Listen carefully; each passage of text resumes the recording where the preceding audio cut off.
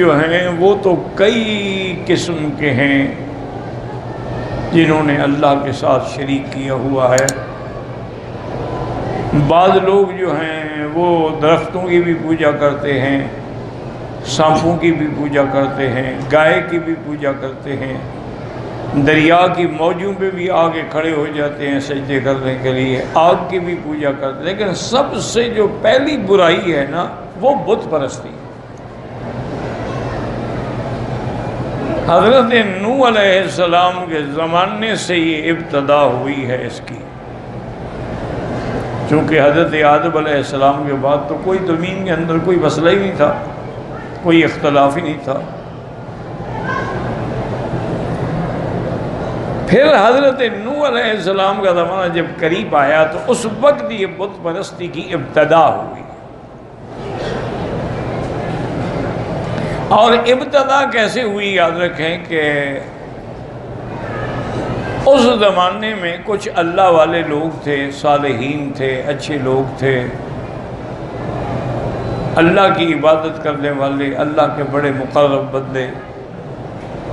وہ آہستہ آہستہ موت آتی گئی، فوت ہوتے گئے، تو ابلیس لعین نے انسانوں کی شکل میں، ایک بزرگ کی شکل میں آ کر ان لوگوں کو اظہار کیا کہ بڑے دکھ کی بات ہے کہ ہمارے جو بزرگ تھے وہ تو سارے فوت ہو رہے ہیں۔ اب اس کے بعد کیا ہوگا؟ ہم کس سے نصیحت حاصل کریں گے؟ یعنی بظاہر وہ ہمدرد بن رہا ہے۔ تو انہوں نے کہا کہ پھر ہم کیا کر سکتے ہیں؟ انہوں نے کہا میرا مشورہ یہ ہے کہ ان لوگوں کی جو فوت ہو گئے ہیں نا، ان کی ہم تمثیل بنا لیتے ہیں، بت بنا لیتے ہیں ان کی شکل کے، اور وہ ہم اپنے عبادت خانوں میں رکھ دیتے ہیں کہ جب ہم نماز کے لیے آئیں، عبادت کے لیے آئیں، تو ان کو دیکھ کے ان کے کارناموں کو یاد کریں۔ یہ نہیں تھا کہ ان کو خدا سمجھو، بھئی بس ایک یادگار ہے، لیکن اسی سے کام بگڑتا ہے۔ آج ہمارے ہاں بھی آپ نے دیکھا ہوگا کتنے گھر ہیں جو اہل بدعت ہیں، ان کے گھروں میں اپنے بزرگوں کی بڑی بڑی قد آدم تصویریں لگی ہوئی ہیں، وہ ان پر پھولوں کے ہار ڈالتے ہیں، جب گھر میں داخل ہوتے ہیں تو ان کو سلام کرتے ہیں، اور یہ بھی عقیدہ رکھتے ہیں کہ اس تصویر کی وجہ سے ہمارے گھر میں برکت ہے کہ ہمارے بزرگ کی، ہمارے پیر کی، ہمارے مرشد کی تصویر لگی۔ حالانکہ یہ نہیں جانتے کہ تصویر رکھنا تو حرام ہے۔ گھر میں اگر تصویر ہو تو اللہ کے فرشتے بھی نہیں آتے۔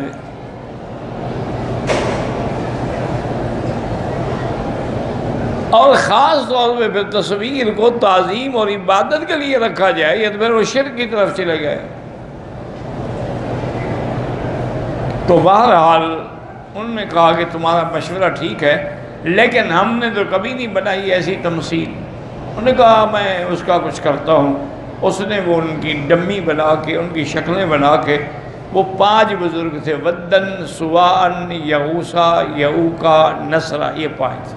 اچھا اللہ کی شان ہے کہ اس وقت یہ پنجتن کا مسئلہ تھا، جیسے آج بھی پنجتن کا مسئلہ ہے نا۔ تم سمجھتے نہیں ہو کہ یہ بڑے طریقے سے کیا بات کر جائے، کہتے ہیں نا پنجتن پاک، کیا معنی؟ یعنی صرف یہی پاک ہے، باقی سب ناپاک۔ تو نعوذ باللہ جب صحابہ کوئی اہل بیت کو ناپاک کہیں گے تو مسلمان کہاں رہے؟ ان کا عقیدہ یہی ہے کہ لی خمسۃ اطفی بہا حر الوبا الحاتمہ المصطفیٰ والمرتضیٰ ابناہما والفاطمہ، کہ یہ 5 ہیں ہمارے دنیا اور آخرت کے سہارے۔ تو اس وقت بھی یہی مصیبت تھی پنجتن، جیسے آج ہے پنجتن پاک، اور ایک ہے پنج پیر، کہتے ہیں جی ہاں 5 پیر کٹھے ہیں، بزرگ کٹھے ہیں۔ بعض لوگوں نے بڑا ہوا ہے، ہم میرے اپنے گاؤں کے آگے تھوڑا سا فاصلے پر ایک جگہ ہے، اس کی جگہ اس کو وہاں ایک قبر ہے، اللہ عالم کس کی ہے، اس جگہ کا نام بھی پنج پیر تھا۔ تو وہاں کے جو زمیندار تھے، وہاں کے جو بڑے لوگ تھے، ان سے میں نے پوچھا بھی یہ کیا ہے؟ انہوں نے کہا جی ہمیں تو خود پتہ نہیں، پہلے تو نہیں تھی قبر، پتہ نہیں کس نے بنا دی ہے۔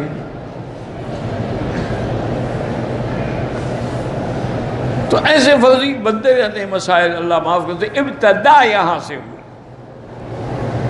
ابھی ہندوستان میں، سری لنکا میں اور دوسرے کے دنیا کے ملکوں میں جائیں، دیوی دیوتا یہ سب کیا ہے؟ وہی ان کے یعنی ان کے اپنے عقیدے کے مطابق میں ان کے بزرگوں کی شکلیں ہیں یا پھر سیارات کی شکلیں ہیں۔ اس لیے کسی کے 4 سر ہیں، کسی کے 2 سر ہیں، کسی کے 4 ہاتھ ہیں، کسی کے 2 ہاتھ ہیں۔ اچھا، کچھ خدا مؤنث ہیں وہ دیوی کہلاتے ہیں، کچھ مذکر ہیں وہ دیوتا کہلاتے ہیں۔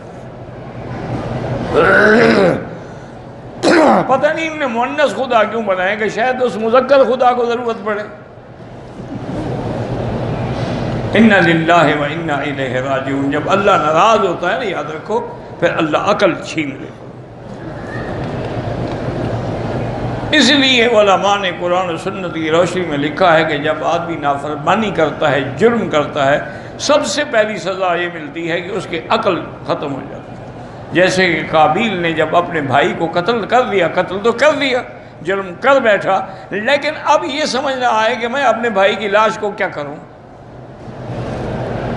عقل چلی گئی۔ اب جناب بھائی کی لاش کو کندھوں پہ اٹھا کے پہاڑوں میں اور وادیوں میں گھوم رہا ہے کہ کیا کروں، کیا کہاں پھینکوں؟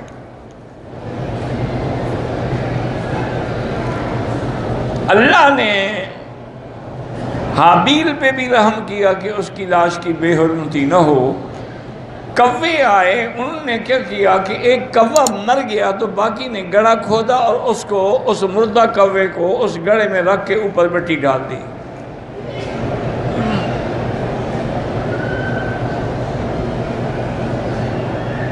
اس لیے قابیل کہتا ہے کہ یا لیتنی ان اکون مثل ھذا الغراب، کاش میں تو کوے سے بھی گیا گزرا ہوں۔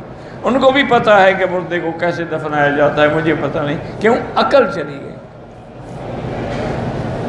اس لیے جب آدمی جرم کرتا ہے، یہ شرک کرتا ہے، پھر عقل چلی جاتی ہے۔ اس سے بڑی بد عقلی ہوگی کہ اپنے ہاتھ سے بناؤ اور پھر کہو خدا ہے۔ یعنی بناتے بھی اپنے ہاتھ سے، آزر خود بت بناتے تھے نا، حضرت ابراہیم کے ابا،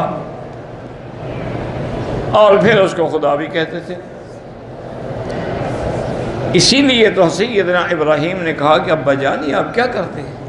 یا ابت لم تعبد ما لا یسمع، نہ یہ سنتے ہیں نہ دیکھتے ہیں، خدا کیسے ہیں یہ اندھے بہرے خدا ہیں۔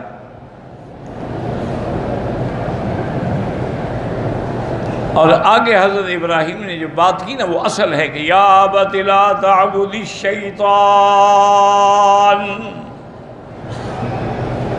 ان الشیطان کان للرحمن عصیا۔ آپ نے فرمایا ابا جان آپ شیطان کی عبادت نہ کریں۔ یہاں سمجھا دیا کہ یہ بتوں کی عبادت نہیں، اصل میں شیطان کی عبادت ہے۔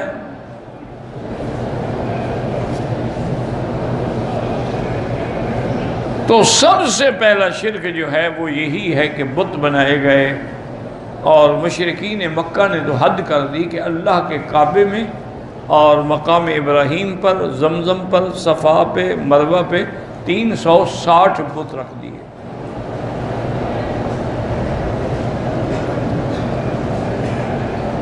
ان میں ان کے جو مشہور بت تھے نا، حبل تھا، لات تھا، عزا تھا، منات تھا، کچھ مکے اور طائف کے درمیان میں تھے، انہی کی وہ قسمیں کھاتے تھے اور انہی کی وہ جا کے ان کے آگے دعائیں کھڑے ہو کے بنتی کرتے تھے۔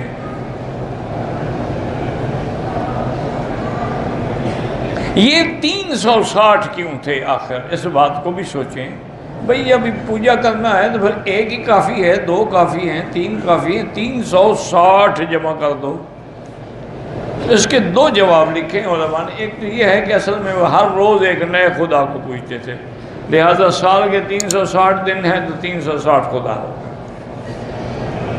جیسے ہندوستان میں دیکھو نا جی، دیوی دیوتا، یعنی اتنا ہندو نہیں ہے جتنی ان کے دیوی دیوتا ہیں۔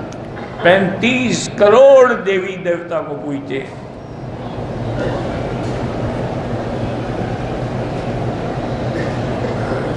خدا زیادہ ہے، ماننے والے کم ہیں۔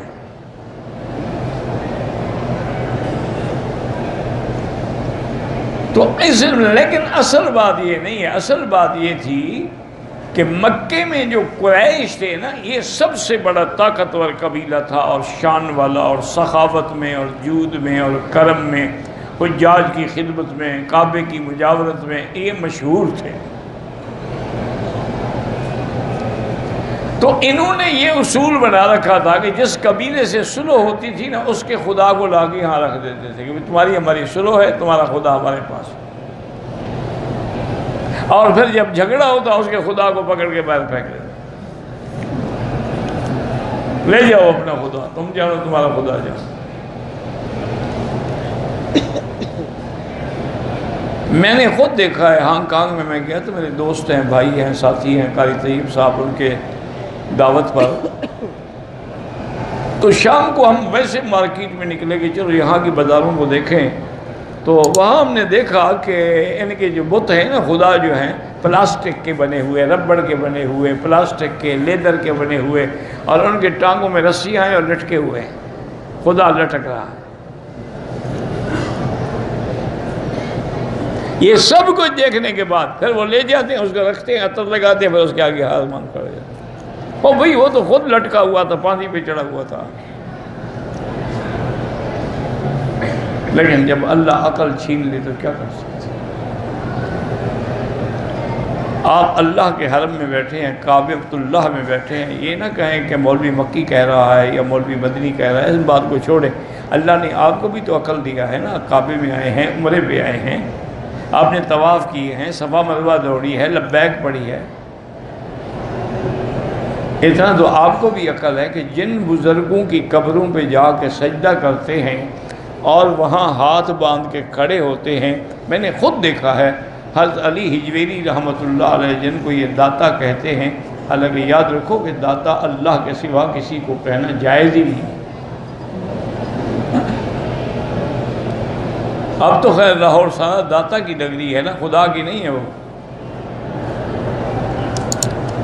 میں نے خود دیکھا ہے وہاں کہ لوگ طواف بھی کر رہے ہیں، ہاتھ باندھ کے کھڑے ہیں، رو بھی رہے ہیں، اور الٹے پاؤں چل رہے ہیں، جیسے طواف الوداع کے بعد تم الٹے پاؤں چلتے ہو، حالانکہ یہ بھی بدعت ہے، الٹے پاؤں چلنے کا کوئی حکم نہیں۔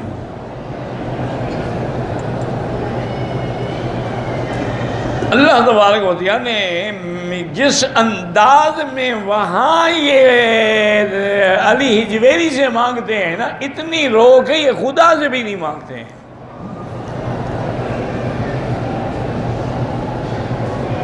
اور وہاں کے جتنے بڑے بڑے گھرانے ہیں نا جو بدعات میں الجھے ہوئے ہیں، ان کا تو اصول ہے کہ جب تک داتا کے لنگر سے کھانا نہیں آئے گا وہ کھانا نہیں کھاتے، پہلے وہ اس کو اپنے کھانے میں ملائیں گے، ایک چمچ پھر کھائیں گے۔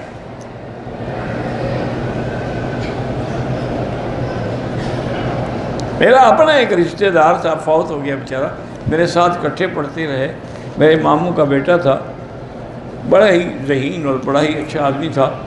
وہ گھر سے پتہ نہیں کیوں ناراض ہو گیا، اصل میں اس کو کوئی دماغ خراب ہوا، کوئی فلم میں کام کرنے کا شوق ہوا، تو والدین ناراض ہوئے نکل گیا۔ ڈھونڈ ڈھونڈ کے والدین رو کے تھک کے بیٹھ گئے کہ اللہ والا مر گیا، زندہ ہے، کیا ہوا۔ ایک دن میں وہاں گیا حضرت علی حجویری کے مسجد میں نے کہا میں نماز پڑھ لوں، لاہور آئے ہوئے ہیں نماز بھی، اور اس وقت ان کا جو امام تھا نا وہ میرے علاقے کے تھے، میں نے کہا اس کو بھی مل لیں گے، نماز بھی پڑھ لیں گے۔ مجھے ایک آدمی پہ شک ہوا کہ یہ تو وہی میرے ماموں کا بیٹا ہے، خورشید اس کا نام تھا، لیکن شکل بدلی ہوئی تھی، اس نے بال یہاں تک رکھے ہوئے تھے، سبز کپڑے پہنے ہوئے تھے، سبز پگڑی پہنی ہوئی تھی، گلے میں جناب کنٹھے اور پتہ نہیں کیا کیا بلائیں ڈالی ہوئی تھی، ایسا اس نے بھی شاید مجھے دیکھا، وہ گم ہو گیا، مجھے بھی شک پڑ گیا۔ بہرحال میں نے اس کو ڈھونڈ لیا، بڑا لمبا واقعہ، کیسے ڈھونڈا، مل گیا۔ میں نے کہا یار یہ کیا کر، انہوں نے کہا مکی صاحب اس سے اچھا کام دنیا میں کوئی نہیں۔ میں نے کہا وہ کیسے؟ کہتے حضرت کچھ نہ کرنا پڑتا ہے، نہ کھانا نہ محنت کرنی پڑتی ہے، نہ نماز ہے، نہ روزہ ہے، چرس ملتی ہے، بھنگ ملتی ہے، گانجا ملتا ہے، عورتیں ملتی ہیں، ہر چیز مل رہی ہے مفت میں، مزے کر رہے ہیں، کیا اس سے اچھا کام اور کون سا ہے؟ کبھی شرم کرو، تم سعودی عرب کے پڑے ہوئے ہو، واحد آدمی ہو، تمہارا باپ اہل توحید سے ہے۔ اور نے کہا بہرحال یہ ہے کہ میں تو یہاں آیا تھا کسی اور مقصد کے لیے، لیکن جب میں نے ان کو مدد کرنے دیکھا تو میں بھی ان کے ساتھ خلیفہ بن کے بیٹھ گیا، اب میں ان کے بڑے خلفاء میں ہوں۔ میں نے کہا کچھ شرم کرو، اب میرے ساتھ سیدھا آرام سے چلو، ورنہ میں ابھی پولیس کو بلاؤں گا کہ یہ میری چوری کر کے بھاگا ہے، اس کو پکڑو۔ تمہارے اس علاقے کا تھندار جو ہے نا SHO، اس کو میں جانتا ہوں، اس کو میں ابھی بندہ بھیج کے بولا، اس وقت ٹیلی فون تو نہیں ہوتے تھے نا۔ اور نے کہا بس آپ ایسا کریں، مہربانی کریں، میرا راز رہنے دیں، یہاں مجھے بے عزت نہ کریں ان کے سامنے، ان کا تو میں خلیفہ بنا ہوا ہوں۔ میں آپ بتا دیں گے کہا، میں نے کہا میں ایمبیسیڈر ہوٹل میں ٹھہرا ہوا ہوں، اس نے کہا میں وہیں آ جاؤں گا، اگر نہ آؤں تو اب آپ کو تو میرے ایڈریس کا پتہ ہے نا۔ بہرحال وہ دوسرے دن آ گیا، پھر میں اس کو پکڑ کے لے آیا، والدین کے بال شال کٹوائے، پھر انسانوں کے حلیے میں آ گیا، پھر بندہ بن گیا، پھر میں اس کو عمرے پہ بھی لے آیا الحمدللہ۔ میرے ساتھ پڑھتا تھا، بہت بڑا ذہین آدمی تھا، بس اللہ معاف کرے، جب خدا ناراض ہو تو پھر ایسے کام ہوتے ہیں۔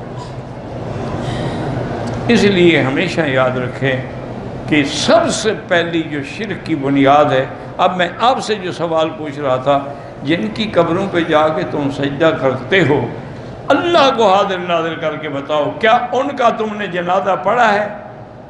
تم نے نہیں پڑھا، جو کسی مسلمان نے تو پڑھا ہے نا۔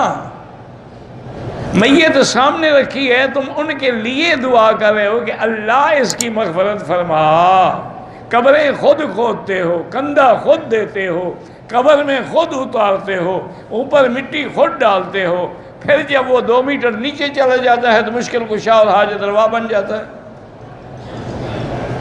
یعنی جب تک وہ باہر تھا تمہارا محتاج تھا، غسل تم دو، کفن تم دو، دفن تم کرو، قبریں تم بناؤ، لیکن جب حضرت دفن ہو جائے اب وہ حاجت روا مشکل کشا ہے۔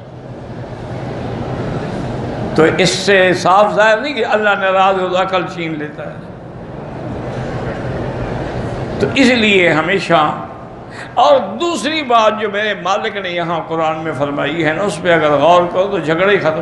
اللہ نے فرمایا اگر 2 خدا ہوتے، یہ تو نظام عالم ہی درہم برہم ہو جاتا، ایک کہتا ابھی رات رہنے دو، ایک کہتا نہیں میں تو ابھی سورج نکالتا ہوں، دوسرا کہتا دن رہنے دو، کہتا میں تو ابھی رات کو نکال رہا ہوں۔ اچھا اب ان کی اگر لڑائی ہوتی، اگر دونوں برابر ہو جاتے پھر خدا کیسے بن گئے؟ اگر ایک ہار گیا تو ہارا ہوا خدا کیسے بن گیا؟ اسی لیے اللہ نے فرمایا کہ اگر اللہ کے سوا اور کوئی الہ ہوتا تو آسمانوں اور زمینوں کا نظام تباہ ہو کے رہ جاتا۔ یہ ایک الہ ہے جس کی شان ہے کہ وہ حی بھی ہے، قیوم بھی ہے، لا تأخذہ سنۃ ولا نوم بھی ہے، آسمانوں زمینوں کا مالک بھی ہے، متصرف بھی ہے، مدبر بھی ہے، کائنات کے نظام کو سنبھالنے والا بھی ہے، اور وہ ایسی ذات ہے جو ہمیشہ زندہ ہے، زندہ رہے گی، جس پہ کبھی موت نہیں آئے گی۔ جس پہ موت آ جائے وہ کیسے خدا ہو سکتا ہے؟